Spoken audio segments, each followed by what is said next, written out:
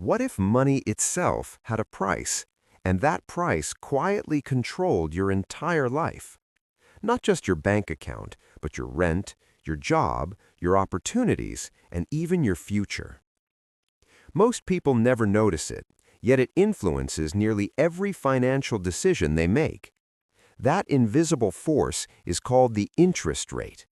And once you understand how it works, you begin to see the economy in a completely different way.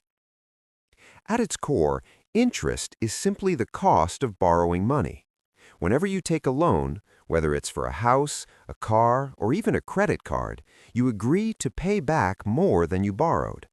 That extra amount is expressed as a percentage, which we call the interest rate. So if you borrow money at a higher rate, you pay significantly more over time. If the rate is lower, borrowing becomes cheaper and more manageable. Now let's make this more concrete. Imagine you're buying a house using a loan. At a low interest rate, your monthly payments stay relatively affordable. Over time, as the value of the house increases, you're not just paying off debt, you're building wealth. But when interest rates rise, everything changes. Your monthly payments increase, the total cost of the loan becomes much higher, and suddenly that same house may no longer be a good deal. In some cases, you could end up paying more than the house is worth. And this doesn't just apply to housing. The same logic affects cars, education, businesses, and even governments. When borrowing becomes expensive, people and companies reduce spending. As a result, demand falls, and when demand falls, prices often follow. This is why interest rates have such a powerful influence over the entire economy. But here's where it gets even more interesting. When interest rates are very low, money feels cheap. Loans are easy to get, businesses expand, and consumers spend more freely. At first, this creates growth and optimism, but over time, this surge in demand can push prices higher and higher, sometimes beyond their true value. This is how economic bubbles form. Eventually, central banks step in. Their job is to keep the economy stable, so when inflation rises too quickly, they increase interest rates. This makes borrowing more expensive, slows down spending, and helps bring prices under control. But this adjustment happens quickly. Markets that took years to rise can fall much faster, creating sharp downturns or even financial crises. After that, recovery begins, but it usually takes much longer.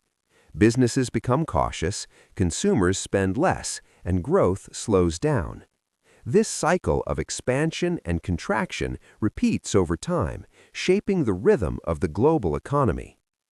Now, the important question is, who benefits the most from this system? When money is cheap, large corporations have a major advantage. They can borrow huge amounts at low cost and invest in expansion, technology, and acquisitions. This allows them to grow faster and dominate their industries.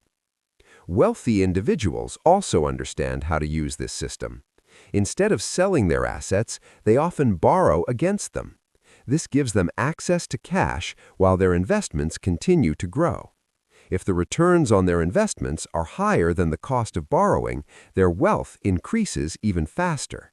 This is how money, when used strategically, can generate more money. But what about everyone else? Even if you're not a corporation or a billionaire, interest rates still shape your life. They determine how much you pay for loans, whether you can afford a home, and how expensive credit becomes. They influence job creation, business growth, and overall economic stability. So what can you actually do with this knowledge? You may not control interest rates, and you can't predict the exact timing of economic cycles, but you can adapt your decisions. When rates are low, borrowing for productive purposes like education, business, or long-term assets can be beneficial. When rates are high, it often makes sense to be more cautious, reduce debt, and focus on financial stability. In the end, interest rates are more than just numbers. They are the price of money, and that price shapes behavior across the entire economy.